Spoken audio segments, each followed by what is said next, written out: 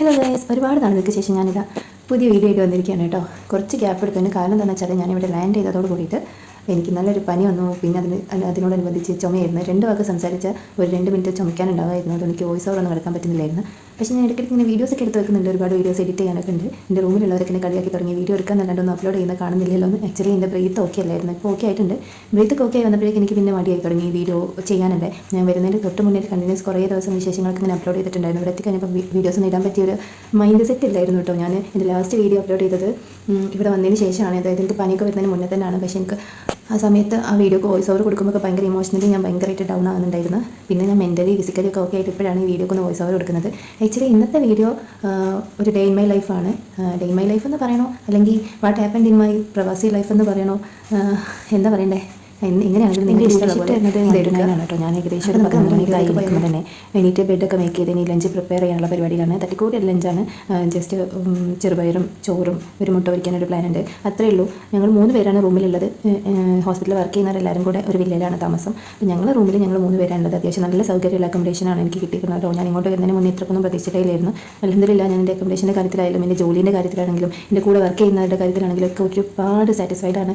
എല്ലാവരും ഞാൻ പ്രതീക്ഷിച്ചതിലും കൂടുതൽ എൻ്റെ അടുത്ത് ഹാപ്പി ആയിട്ട്, എൻ്റെ അടുത്ത് ക്ലോസ് ആയിട്ട് പെരുമാറുന്നുണ്ട്.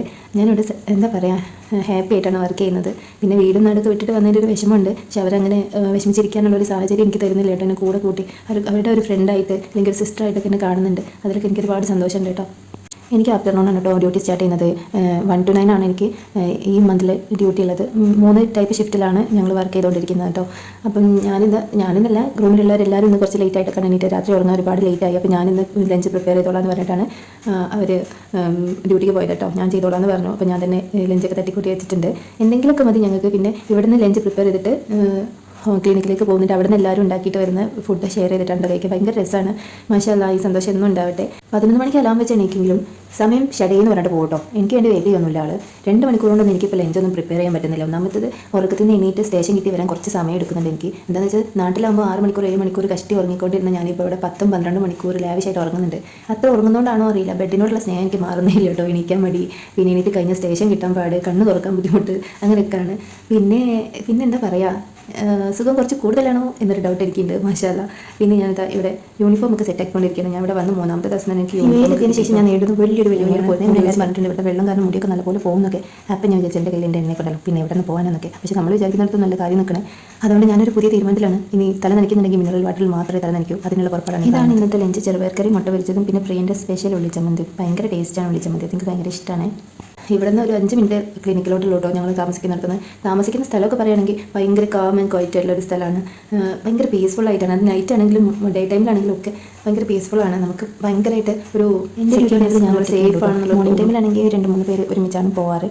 എനിക്ക് ആദ്യമൊക്കെ ഭയങ്കര പേടിയായിരുന്നു. ഇപ്പോൾ എനിക്ക് ശീലമായി. ജസ്റ്റ് 5 മിനിറ്റ് നടക്കാനേ ഉള്ളൂ. ആ 5 മിനിറ്റ് ഒറ്റയ്ക്ക് നടക്കാനുള്ള പേടി എന്താണെന്ന് വെച്ചാൽ അറിയാത്ത നാട്, അറിയാത്ത ആൾക്കാർ, എന്താ നമ്മുടെ നാട്ടിൽ, ഇന്ത്യയിൽ, കേരളത്തിലൊക്കെ നടക്കുന്ന ഒരു ഇതാവോ ഇവിടെ നിന്നുള്ളൊരു അത്രയ്ക്ക് സേഫ് ആണെന്നുള്ളൊരു പേടി ഉണ്ടാകും. ലൈഫിൽ ട്രാവലിച്ചുകൊണ്ടിരിക്കുകയാണ്. മാക്സിമം ഞാൻ അങ്ങനെ ബോൾഡായിട്ട് നിൽക്കാൻ തന്നെ ട്രൈ ചെയ്യുന്നുണ്ട്. എനിക്ക് ഒരുപാട് മാറ്റങ്ങൾ അതിലൂടെ കിട്ടുന്നുണ്ട് കേട്ടോ. നൈറ്റ് ആയപ്പോൾ ഞങ്ങൾ ഡ്യൂട്ടിക്ക് കഴിഞ്ഞ് 3 പേര് ഒരുമിച്ച് ഒന്ന് ഷോപ്പിങ്ങിന് വേണ്ടി ഇറങ്ങിക്കുകയാണ് കേട്ടോ. ആക്ച്വലി ഞങ്ങൾ വന്നത് ഗ്രോസറി ഐറ്റംസ് ഒക്കെ വാങ്ങിക്കാനാണ്. പിന്നെ ലേഡീസ് ആണല്ലോ, വെറുതെ അവിടെ ഇവിടെയുള്ള സംഭവങ്ങളൊക്കെ വെറുതെ ഒന്ന് പോയിട്ട് നോക്കും. വാങ്ങിക്കാനല്ല, ചുമ്മാ കണ്ണിലൊരു കുളിർക്ക് വേണ്ടിയിട്ടാണ്. ഈ സെഷൻ കണ്ടപ്പോൾ എനിക്ക് സത്യം പറഞ്ഞാൽ മിസ് ചെയ്തു. കാരണം വെറൈറ്റി ഓഫ് ചപ്പൻസ് ഒക്കെ ഇവിടെ ഉണ്ട്.